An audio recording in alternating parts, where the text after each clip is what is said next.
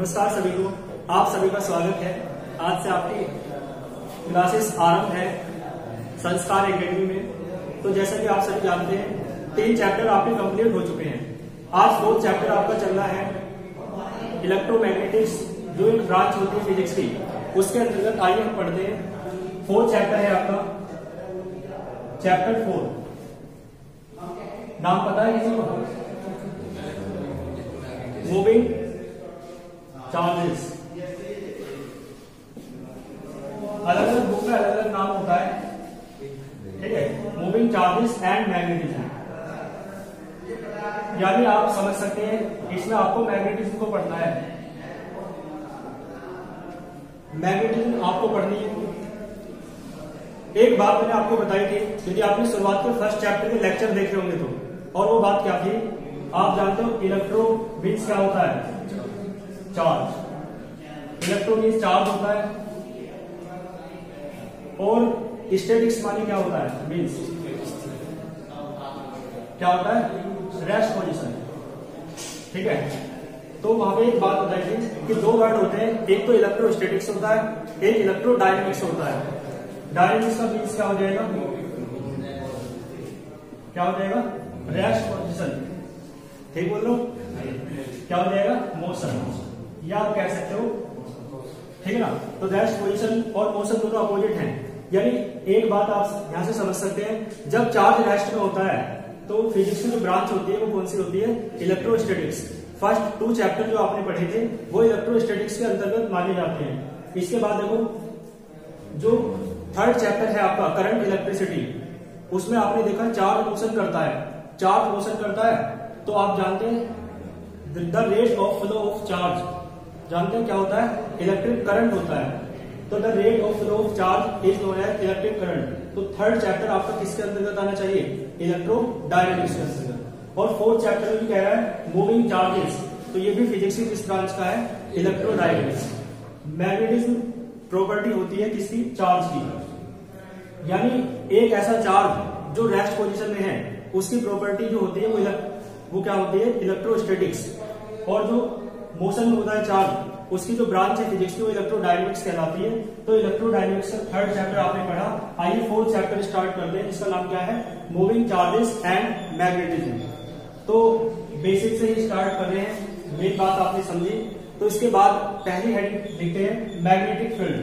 जिस प्रकार आपने फर्स्ट चैप्टर में देखा इलेक्ट्रिक फील्ड क्या होता है, इसी प्रकार आपको मैग्नेटिक फील्ड समझना है। इलेक्ट्रिक फील्ड आप जानते हैं क्या होता है? यानी कोई चार्ज, उसके चारों ओर एक ऐसा रीजन होता है, एक ऐसा फील्ड होता है जिसमें कोई दूसरा पार्टिकल आने पर किसका एक्सपीरियंस करता है? इलेक्ट्रोस्टैटिक फोर्स का एक्सपीरियंस करता है। आप जानते हैं electrostatic force is of 2 types. First is force of attraction and second is force of repulsion. तो यानी ऐसा फील्ड जिसमें कोई दूसरा पार्टिकल, कोई चार्ज पार्टिकल आने पर इलेक्ट्रिक फील्ड का एक्सपीरियंस, इलेक्ट्रोस्टैटिक फोर्स का एक्सपीरियंस करता है, तो ऐसा फील्ड क्या कहलाता है? आपका इलेक्ट्रिक फील्ड।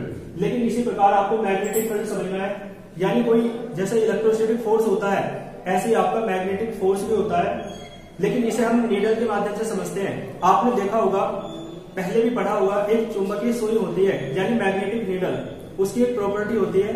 आप जानते हैं जो अर्थ है हमारी, वो भी एक मैग्नेट होती है। अर्थ में भी नॉर्थ पोल साउथ पोल होते हैं। तो जो मैग्नेटिक नीडल होती है ना, वो इस प्रकार से रस्सी के द्वारा बंधी होती है।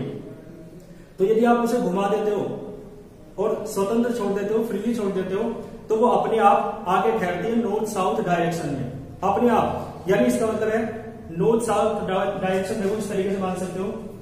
आप जानते हो इधर कौन सी डायरेक्शन होती है? इधर वेस्ट, और ये आपकी नॉर्थ है, और ये साउथ, ठीक है। बोर्ड में तो इस तरीके से दिखा रहे हैं। यानी कहने का मतलब ईस्ट वेस्ट नॉर्थ इस तरफ है ना, और साउथ इस तरफ, ठीक है। ऊपर नीचे नहीं है, इस तरफ नॉर्थ और इस तरफ साउथ, ऐसे मान लो। तो इसका मतलब है यदि आप मैग्नेटिक नीडल को इस प्रकार से रखते हो और छोड़ देते हो, तो ऐसे ठहरेगी नहीं, स्थिर नहीं होगी, बल्कि घूम के इस तरीके से आ जाएगी। इसका मतलब क्या होगा? कोई 2 फोर्स लग रहे हैं जो इसे घुमाने का प्रयास कर रहे हैं। आप देख सकते हो, एक फोर्स तो इस साइड से लग रहा है और एक फोर्स इस साइड से इस तरीके से लग रहा है, ठीक है। तो घुमा के कहा ले जाता है नॉर्थ साउथ डायरेक्शन में आकर इसे रेस्ट पोजीशन में छोड़ देता है। इसका मीन्स ये हुआ कि जो मैग्नेटिक नीडल होती है, मैग्नेटिक नीडल का एक्सपेरिमेंट है, इसी कारण इससे बहुत समझना आसान होता है मैग्नेटिक फील्ड को। तो यानी मैग्नेटिक नीडल जो है उस पर एक फोर्स का कपल वर्क करता है, यानी दो फोर्स वर्क करते हैं और वो फोर्स उसे आके स्थिर कर देता है, रेस्ट पोजीशन में ले आता है इन the direction of north south. ठीक है ना। तो ये जो फोर्स का कपल है ये जिस फील्ड में वर्क करता है, इस फील्ड को आप क्या कहते हैं, मैग्नेटिक फील्ड कहते हैं। ठीक है। तो यानी मैं लिख देता हूं, देखो लैंग्वेज किस प्रकार से लिखी जाती है। लैंग्वेज जो मैंने बात बताई वही आपको लिखनी है, मुझे भी नहीं पता मुझे लिखना क्या है। आइए लिखने का प्रयास करते हैं। तो क्या कहोगे, द फील्ड इन विच, यानी ऐसा फील्ड जिसमें, ठीक है, the field in which magnetic needle, needle भी कैसी होनी चाहिए, मैग्नेटिक होनी चाहिए। ऐसा नहीं है कि कोई प्लास्टिक की ले लो, समझ लो ना, तो फिर वो काम नहीं करेगी। जो मैग्नेटिक नीडल का क्या मीन्स है, यानी कोबाल्ट की हो सकती है, निकेल की हो सकती है ना, आयरन की हो सकती है। इस प्रकार से जो मैग्नेटिक फील्ड इन पे वर्क करता है। तो the field in which magnetic needle, ठीक है, the field in which magnetic needle क्या हो जाता है, घूम के कैसे आ जाती है, यानी स्टेज, स्टे माने ठहर जाती है, stage in the direction of north south, north south direction में ठहरती है केवल। ठीक है। और देखो क्यों ठहरती है ये भी कारण भी देखेंगे। तो क्लियर है, the field in which magnetic needle stays in the direction of north south. तो ये फील्ड क्या कहलाता है आपका, is known as magnetic field, is known as magnetic field. ठीक है। बाकी नोट्स की हेल्प से आप अच्छे से लिख लेंगे। ये तो बस मैं आपको बता रहा हूं कि किस प्रकार से आपको लैंग्वेज लिखनी है। तो ऐसा फील्ड, देखो एक बात सुनो, आपने देखा होगा कोई मैग्नेट है, इधर नॉर्थ होता है और इधर साउथ होता है, क्लियर है ना। तो नॉर्थ साउथ जो है, आपको पता है नॉर्थ से जो फील्ड लाइंस होती हैं, जैसा आपने देखा है पॉजिटिव चार्ज से इलेक्ट्रिक फील्ड लाइंस निकलती हैं और नेगेटिव चार्ज में एंटर करती हैं। इसी प्रकार जैसे ये क्या थी, इलेक्ट्रिक फील्ड लाइंस, इसी प्रकार मैग्नेटिक फील्ड लाइंस होती हैं जो नॉर्थ पोल से निकलती है और साउथ पोल में एंटर करती है। तो नॉर्थ, ये डायग्राम आपने देखा होगा 10th क्लास में भी, नॉर्थ पोल से निकलती है और साउथ में एंटर करती है इस प्रकार से। ठीक। तो यानी मैग्नेट के बाहर जो डायरेक्शन है मैग्नेटिक फील्ड लाइंस की, वो क्या है, नॉर्थ टू साउथ। और मैग्नेट के इनसाइड देखो, मैग्नेट के इनसाइड देखो, इधर से निकल गया ऐसे, तो ऐसे तो जाएगी। तो मैग्नेट के इनसाइड जो डायरेक्शन है मैग्नेटिक फील्ड लाइंस की, वो कैसी है, अपोजिट, साउथ टू नॉर्थ। बात क्लियर है। तो ये बात भी आप लिख सकते हो, क्या लिख सकते हो, the direction of magnetic field lines is from north to south outside the magnet. ठीक। And the direction of magnetic field lines inside the magnet is, ठीक है ना, फ्रॉम साउथ टू नॉर्थ। तो आवश्यक बातें जो है ना, किसी भी तरीके से, ये माने मेन बात ये है कि आपका क्वेश्चन जिस तरीके से आता है आप उसी तरीके से क्वेश्चन को एक्सप्रेस करें, है ना, उसी तरीके से लिखें। बाकी लिखने के लिए इतना है, हमें पता नहीं चल पाता है, जब तक हम क्वेश्चन ना पढ़े तब तक पता नहीं चल पाता कितना लिखना है। तो जितना पूछा जाए केवल उतना ही लिखना है। तो मैग्नेटिक फील्ड को किससे डिनोट करते हैं, magnetic field is denoted by capital B. Electric field तो कैपिटल ई से डिनोट होता है, मैग्नेटिक फील्ड को आप कैपिटल बी से डिनोट करते हैं। और मैग्नेटिक फील्ड कहां क्रिएट होता है, मैग्नेटिक फील्ड किन किन किन जो मैटर होते हैं उन पर वर्क करता है। जैसे मैंने आपको बताया कोबाल्ट है ना, तो कोबाल्ट पे वर्क करेगा, निकेल है ना, पूरा नाम भी आप लिख लेना नोट्स के हेल्प से, कोबाल्ट, निकेल, आयरन, ठीक है ना, एटीसी, ये क्या होते हैं, ये मैग्नेटिक मटेरियल होते हैं, मैग्नेटिक मैटर्स होते हैं। तो मैग्नेटिक फील्ड आपने समझा, और ये भी आपने देखा कि अर्थ में क्या होता है, अर्थ में एक मैग्नेट है, उसका भी नॉर्थ होता है, उसका भी साउथ होता है।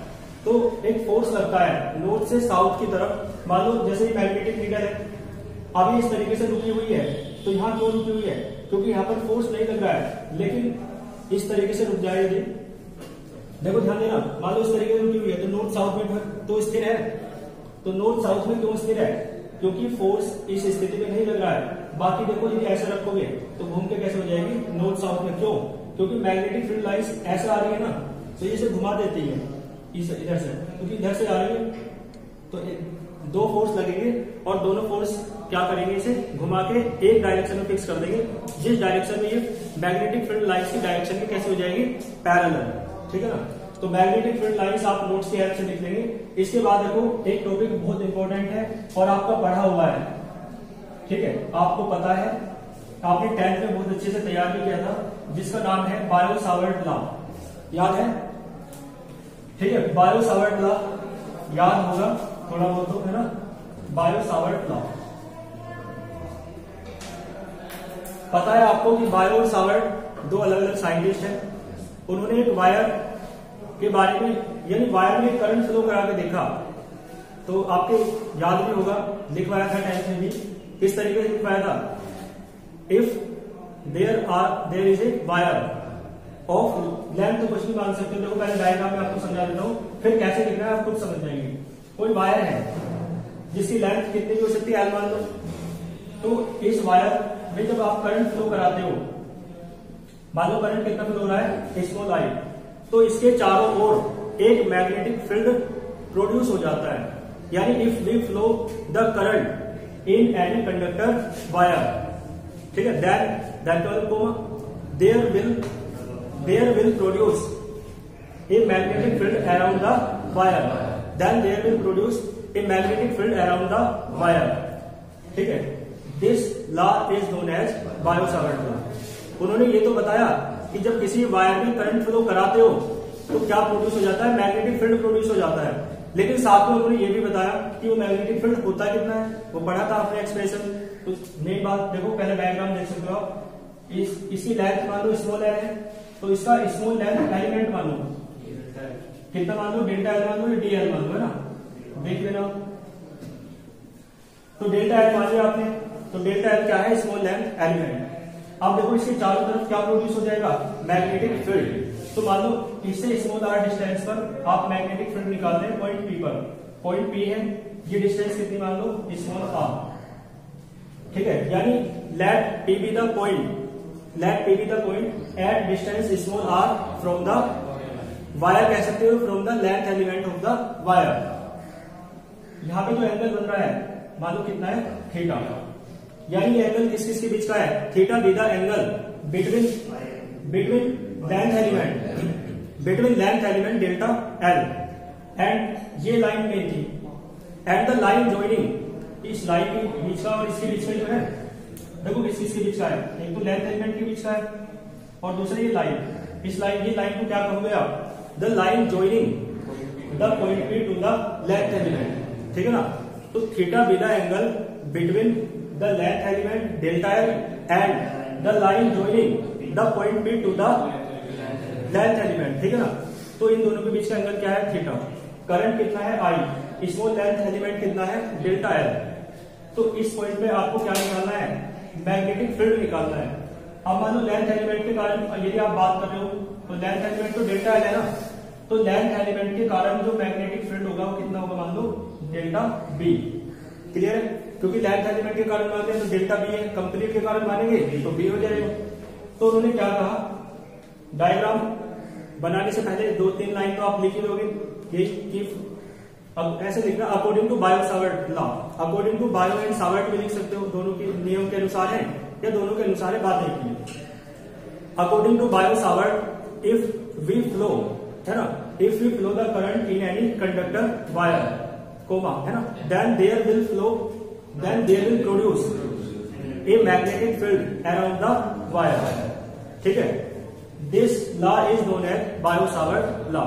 According to Biot Savart, the magnitude of this magnetic field, इस मैग्नेटिक फील्ड का क्या मैग्नीट्यूड कितना है, किसके अनुसार, वो किसके कारण, डेल्टा एल के कारण। तो according to Biot Savart, the magnitude of magnetic field due to length element delta L. तो यहां तक दिख रहा होगा आपको। तो देखो यहां से मैं लिख देता हूं, अकॉर्डिंग टू बायो सावर्ट क्या कहेंगे, द मैग्नीट्यूड इसका निकालना है। देखो मैग्नीट्यूड किसका निकालना है, ऑफ मैग्नेटिक फील्ड, और किसके कारण निकालना है, ड्यू टू लेंथ एलिमेंट। इसे आप लेंथ एलिमेंट भी कह सकते हो या स्मॉल लेंथ एलिमेंट भी कह सकते हो। एलिमेंट तो स्मॉल हो गए और इसे आपने किससे डिनोट कर रखा है, डेल्टा एल से। इसके बाद देखो ये डैश कर देना आप यहां से, और लिखने का तरीका आपको पता ही होता है, इस तरीके से लिखते हैं। नंबर 1 पॉइंट आपको लिखना है। देखो 2-3 बातें आपको याद रखनी है, या आप डायरेक्ट फॉर्मूला याद रख लो और उसी से पॉइंट बन जाएंगे। फॉर्मूला याद है किसी के, डेल्टा बी होता है mu not upon 4 pi into I delta L sine theta upon r. याद आ गया होगा आपको। तो देखो पहले क्या है, डेल्टा बी जो है डायरेक्टली प्रोपोर्शनल है किसके, करंट के। तो डेल्टा बी डायरेक्टली प्रोपोर्शनल हो जाएगा करंट, ठीक है ना। एक बात तो ये इसकी लैंग्वेज आप लिख सकते हो, क्या लिखोगे, ये तो मैंने कह दिया, the magnitude of magnetic field due to length element dear, ये तो कह दिया ना डैश करके। नंबर 1 पॉइंट पे आपको लिखना है एज से स्टार्ट करना है। As directly proportional to the current flowing in the wire, ठीक है। आई क्या है, करंट है जो वायर में फ्लो हो रहा है, तो आप नंबर 1 पॉइंट पे कहेंगे as directly proportional to the current flowing in the wire, लिख देंगे। और फिर दैट इज करके आप ये लिखेंगे, दैट इज क्या हो जाएगा, डेल्टा बी क्या हो जाएगा, डायरेक्टली प्रोपोर्शनल हो जाएगा आई के। आप इसे इक्वेशन 1 लिख देंगे, ब्लैक पेन से ना। दूसरा पॉइंट देखो, डेल्टा बी डायरेक्टली प्रोपोर्शनल किसके है, डेल्टा एल। देखो ये बात मैंने समझाई नहीं थी, आपके याद आ जाएगा, मुझे खुद याद है अभी तक। मैंने ये कहा था कि यदि आप वायर में जो करंट है, करंट के कारण ही तो मैग्नेटिक फील्ड प्रोड्यूस हो रहा है। यदि करंट नहीं है तो मैग्नेटिक फील्ड प्रोड्यूस नहीं होगा। इसका अर्थ ये हुआ यदि आप करंट को बढ़ाओगे तो मैग्नेटिक फील्ड भी बढ़ेगा, करंट को घटाओगे तो मैग्नेटिक फील्ड भी घटेगा। इसका मतलब है दोनों डायरेक्टली प्रोपोर्शनल होते हैं, ठीक है ना, क्योंकि करंट के कारण ही मैग्नेटिक फील्ड प्रोड्यूस हो रहा है, इसी कारण दोनों कैसे हैं, डायरेक्टली प्रोपोर्शनल। दूसरा पॉइंट देखो, दूसरे पॉइंट में क्या हो जाएगा, डेल्टा बी डायरेक्टली प्रोपोर्शनल हो जाएगा डेल्टा एल के। आप एक बात बताओ, वायर की लेंथ ज्यादा है तो करंट ज्यादा होगा, क्योंकि काफी दूरी तक करंट फ्लो होगा ना। तो इसका मतलब है वायर है तो करंट है तो मैग्नेटिक फील्ड है। इसका मतलब है वायर की लेंथ ज्यादा होगी तो करंट ज्यादा होगा, और करंट ज्यादा होगा तो मैग्नेटिक फील्ड तो ज्यादा होगी। ये बात हमने देख ली। इसका मतलब है यदि आप लेंथ बढ़ाते हैं वायर की तो मैग्नेटिक फील्ड भी बढ़ता है, तो दोनों डायरेक्टली प्रोपोर्शनल हो जाएंगे। लेंथ घटाएंगे तो मैग्नेटिक फील्ड भी घटेगा। इक्वेशन सेकंड, तो दोनों कैसे हैं, डायरेक्टली प्रोपोर्शनल। और ये मैंने इस तरीके से पहले क्यों लिख दिया है, ताकि आपके याद रहे। बाकी कोई डायरेक्ट याद रख सकता है, हालांकि अपोजिट बात है, ये होता है इसलिए ये आया है ना, इससे ये नहीं आया, बल्कि ये केवल याद रखने का तरीका है। वो फॉर्मूला याद रह जाता है, ये पॉइंट तो 1-2 बार आप भूल भी सकते हैं, तो वो याद रहेंगे तो ये पॉइंट फिर आप उसके द्वारा लिख सकते हैं। तो आई की बात की, डेल्टा एल की बात की, और किसकी बात करेंगे, साइन थीटा की। तो यहां क्या आ जाएगा, तो सेकंड पॉइंट को देखो लैंग्वेज में लिखना हो तो आप किस प्रकार से लिखेंगे, एज, वो तो लिखा हुआ है, as directly proportional to the length element of the wire, length element of the wire, that is करके आप ये लिखेंगे इक्वेशन सेकंड। इसके बाद देखो थर्ड पॉइंट क्या है आपका, डेल्टा बी क्या हो जाएगा, डायरेक्टली प्रोपोर्शनल किसका हो जाएगा, साइन थीटा की। अब इसकी लैंग्वेज बनानी देखो, मुझे याद है 10th क्लास में थोड़ा कठिनाई आ रही थी ना, अब नहीं आएगी, अब तो आपका बहुत मानसिक स्तर उच्च हो चुका है। कोई बता सकता है, देखो ध्यान देना मेरी बात पे, आप अपने आप ही सोचिए किस प्रकार हो रहा है। साइन है और साइन में क्या है, थीटा है ना, तो क्या आ जाएगा, as directly proportional to the angle, angle से पहले क्या आएगा, साइन, समझ लो ना, एंगल से पहले क्या है, साइन, तो is directly proportional to the sine of angle. और एंगल किस किस के बीच का, एंगल थीटा नहीं है ना, बताना है कि किस किस के बीच का है। तो क्या कहोगे, देखो एक बार दोबारा सुन लो, थीटा क्या है, theta be the angle between small length element delta L at the line joining the point P to the length element. इन दोनों के बीच का एंगल है, यानी जो लाइन पॉइंट पी को मिला रही है, किससे मिला रही है, लेंथ एलिमेंट से, एक तो उसके और एक जो लेंथ एलिमेंट है डेल्टा एल, उन दोनों के बीच का एंगल है। तो बस इससे पहले आपको एंगल से पहले क्या लगाना है, साइन। तो क्या कहेंगे, एक directly proportional to the sine of, ठीक है ना, एक directly proportional to the sine of angle of. ये एंगल बिटवीन क्या, तो बिटवीन कहोगे तो एंड से जोड़ना पड़ेगा, ऑफ कहोगे तो फिर 2 से जोड़ देंगे ना, वो तो देख लेना आप नोट्स में, जो भी आपको अच्छा लगे, ठीक है ना। Is directly proportional to the sine of angle between the length element delta L and the line joining the point P to the length element. बात क्लियर है? बताओ दोबारा, ठीक है ना? तो क्या हो जाएगा, डेल्टा बी डायरेक्ट इक्वेशन किसको हो जाएगा, दैट इज करके लिखोगे आप sine theta B. Equation number क्या है, 4 थर्ड। ठीक है, बात समझ आ रही है? तो मेन चीज क्या है, कॉन्सेप्ट आपके समझ आ जाए ना, तो लैंग्वेज लिखने के बस एक बार अभ्यास कर लो, फिर कोई समस्या नहीं आएगी। नंबर 4 देखो, साइन थीटा, ये साइन थीटा जो है ना, देखो थीटा, हाँ ये देखो, ये बात समझने की है, ये एंगल जो है पॉइंट पे का, ये जितना ज्यादा देखो बढ़ता जाएगा, एंगल जो है देखो किस तरीके से मान रखा है, यहां से आपने एंगल मान रखा है, तो एंगल जितना ज्यादा बढ़ाओगे तो साइन थीटा की वैल्यू क्या होगी, उतनी ज्यादा बढ़ेगी। तो साइन थीटा की वैल्यू बढ़ती है, आपने देखा साइन 90 की वैल्यू क्या होती है, 1। इसका मतलब है एंगल के बढ़ने पर साइन क्या है, बढ़ता है। तो साइन जो है बढ़ता है, इसी कारण मैग्नेटिक फील्ड में क्या होगा, बढ़ेगा। तो थीटा के बढ़ने पर साइन एक्सपेरिमेंटली लिया उन्होंने, और फिर साइन एक्सपेरिमेंटली देखा कि यदि एंगल बढ़ता है तो फिर क्या हो रहा है, आपका मैग्नेटिक फील्ड का मैग्नीट्यूड भी बढ़ जाता है। जब दोनों बढ़ रहे हैं, यानी वो कर करके देखते हैं कि किससे एक्सपेरिमेंटल जो वैल्यू है और जो हमारा थ्योरेटिकल बात है वो कहां से मैच हो दोनों, तो उस मैच करने की प्रोसेस के अंतर्गत बाद में बहुत बाद में पता चल पाता है। नहीं तो आप देखो यहां से एक बात देखो, यहाँ पे लिखिए आर का स्क्वायर की इनवर्सली प्रोपोर्शनल है, तो इनवर्सली प्रोपोर्शनल क्यों है, मतलब स्क्वायर के ही क्यों है, क्यूब के भी हो सकता है ना, फोर्थ पावर के भी हो सकता है। तो वो कहां से पता चल पाता है, एक्सपेरिमेंटली जब वो बातें दिखती है तो फिर वो रूल्स में ढाल दी जाती है, ठीक है ना। तो वो क्या है, डायरेक्टली प्रोपोर्शनल देखा गया, एंगल के बढ़ने पर यदि एंगल बढ़ा रहे थे तो मैग्नेटिक फील्ड बढ़ रहा था, तो साइन के साथ एंगल बढ़ता है, तो दोनों कैसे हो जाएंगे, डायरेक्टली प्रोपोर्शनल। इसके बाद देखो इसकी लैंग्वेज लिख सकते हैं आप। इसके बाद देखो फोर्थ पॉइंट क्या है, फोर्थ पॉइंट क्या हो जाएगा, that is delta be directly proportional है, रिवर्सली प्रोपोर्शनल है आर स्क्वायर के।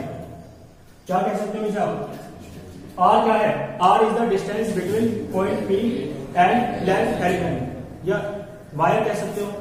तो क्या कहोगे, is inversely proportional to the square of distance between point P and length element, that is करके लिखोगे तो इक्वेशन 4 हो जाएगी। अब इन चारों को आपको मिला देना है, आपको पता है। तो इक्वेशन 1, 2, 3 और 4 को आप मिला दोगे तो फिर उसके बाद क्या हो जाएगा, on combining the equation 1, 2 and 3 and 4 है ना। तो देखो उधर देखो, उधर दिख जाएगा आपको, ये आपको लिखना नहीं है, तो आपके समझने के लिए था।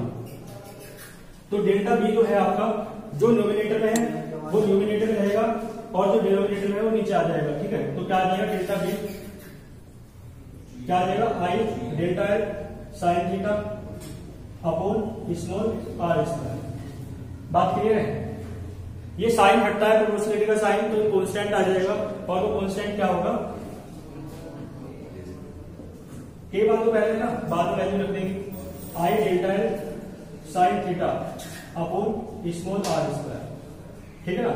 तो इसकी वैल्यू कितनी निकाली उन्होंने experimentally, mu not upon 4 pi, याद होगा आपके, mu not upon 4 pi. Mu nought की वैल्यू होती है अपनी, तो पहले एक बार रख देते हैं, डेल्टा बी आपको कितना आ जाएगा, mu not upon 4 pi I delta L sine theta upon small are square, ठीक है।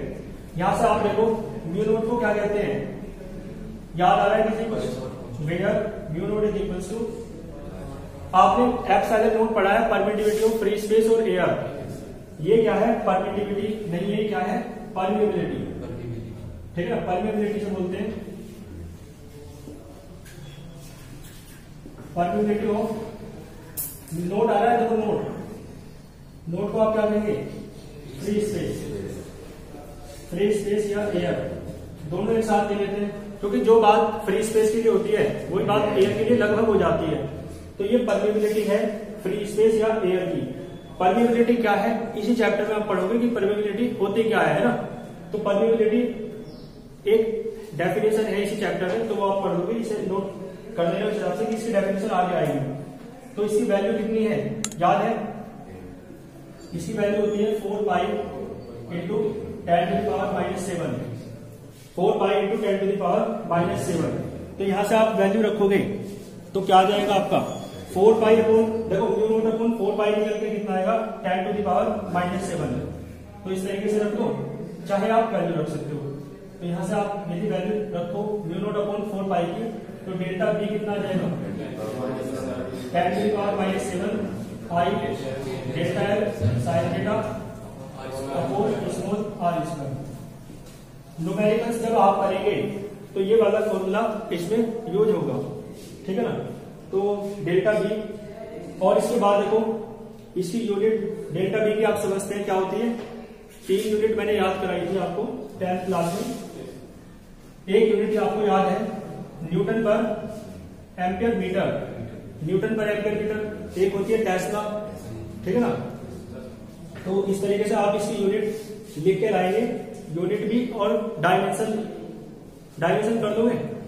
देखो यूनिट और डायमेंशन आप करके जाना है ना, फिर नेक्स्ट क्लास में उसे समझेंगे।